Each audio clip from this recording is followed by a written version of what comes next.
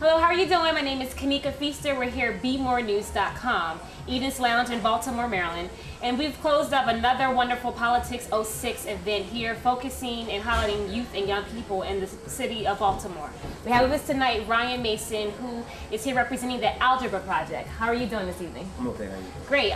We all want to know, what is the Algebra Project? We hear about all these young folk who are getting around Baltimore and are really starting to be vocal about the changes that are needed in education and in politics. What are y'all all about? Inform us. The Algebra Project is an organization that has been in Baltimore. We started off as just tutoring. Okay. And we were tutoring peers, tutoring middle school students on algebra, trying to get the learning process moving, through pedagogy, where we use the real life examples, and it extended to us not having an adequate education in the schools. So we developed what was called the Advocacy Committee, where we just started advocating for education because they play a part and they play a role. Now, how does that happen? Because a lot of times people think the young people, the hip-hop generation, they are so far removed from anything that's educational. We're all into BET and hip-hop television, and all of a sudden we got a bunch of young kids, black males especially, who are interested in reformation. How did that occur? I mean, as we're not as dumbfounded as the media portrays us, and as the society portrays us. Say it one more time. We are not as dumbfounded as what?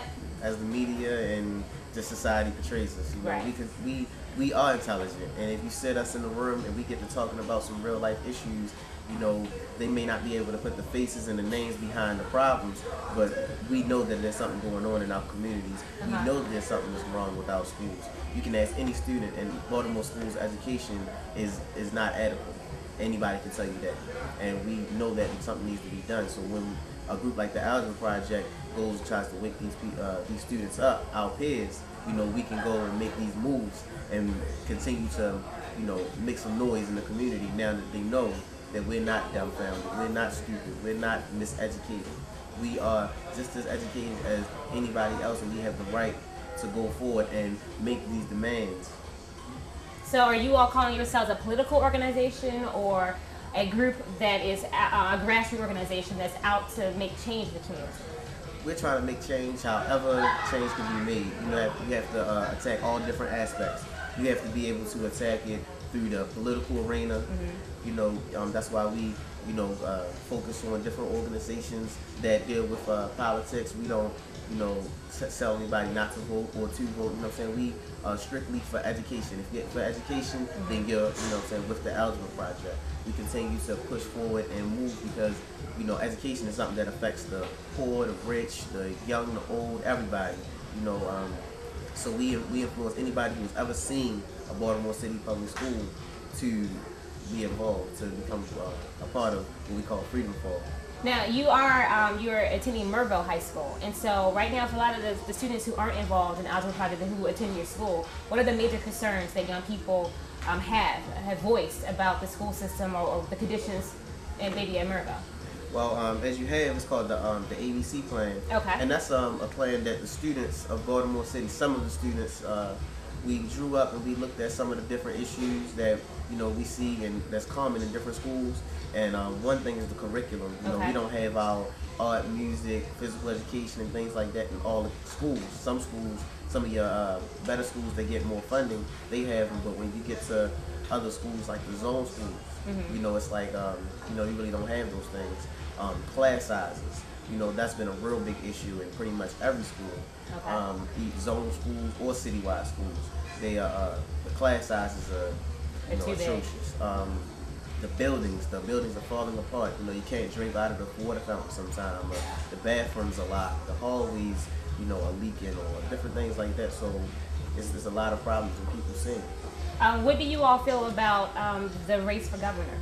Does the Algebra Project support any particular candidate, whether it be O'Malley, Ehrlich, or your views about the candidates who are running and their stance in education?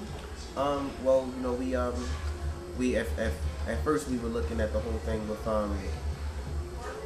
Duncan, and going around the time of the strike. Doug Duncan, Yeah, Doug Duncan was throwing full support behind the Algebra Project and all our efforts and everything, and then people started calling him out.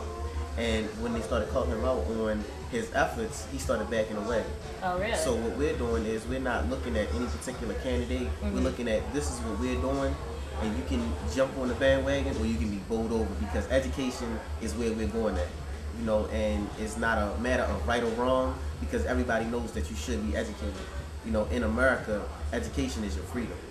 So we're looking at our freedom right now, not as just citizens, but we're looking at it as humans, as people in the society who demanding an adequate education. We're tired of asking for it, and you know, the political arena, they can help. You know, and we encourage everybody to help, whether or not you are elected or not, whether or not you're official or not. If you just live down the street and collect welfare, we want you to be a part of it, because it affects you as well.